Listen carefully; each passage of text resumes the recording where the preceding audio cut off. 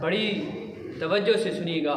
آج اگر ہمارے موبائل پہ میسج آ جائے، کوئی ایسا کمپنی کی طرف سے کہیں سے میسج آ جائے، اگر ہمیں سمجھ نہ آئے تو ہم کسی ساتھ پڑھے لکھے شخص کے پاس چلے جاتے ہیں، بیٹا اسے پڑھو، بھائی اسے پڑھو، سارے سے پڑھو، یہ کیا کہتا ہے؟ بندہ آگے سے کہہ دیتا ہے پڑھنے والا، یار اس میں کوئی خاص بات نہیں ہے، آپ اس کو بس چھوڑ ہی دیں، ڈیلیٹ کر دیں۔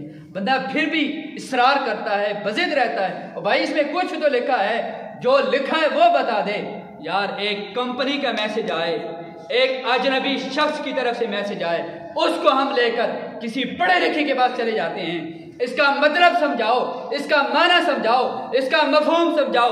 یار یہ قرآن رب کی طرف سے میسج آیا تھا، اس کو کس نے اٹھا کر کسی کے پڑھے لکھے کے پاس گئے؟ کس کے پاس گئے؟ یار ہم قرآن ہمارے گھر موجود ہے، قرآن ہمارے گھر موجود ہے، قرآن ہماری الماری میں پڑا ہے، لیکن آج تک اس کا مطلب سمجھ نہیں آیا۔ آج تک میں نے سورہ فاتحہ کی اتنی مرتبہ تلاوت کی، لیکن مجھے پتہ نہیں چلا سورہ فاتحہ کیا کہتی ہے، بسم اللہ الرحمن الرحیم کیا کہتی ہے، مجھے بتاؤ۔ یار سوچنے کا مقام ہے، اگر ہم نے اس قرآن کو سمجھا ہوتا، اس قرآن کو پڑھا ہوتا، تو یہ دن ہمیں دیکھنا نہ پڑتے۔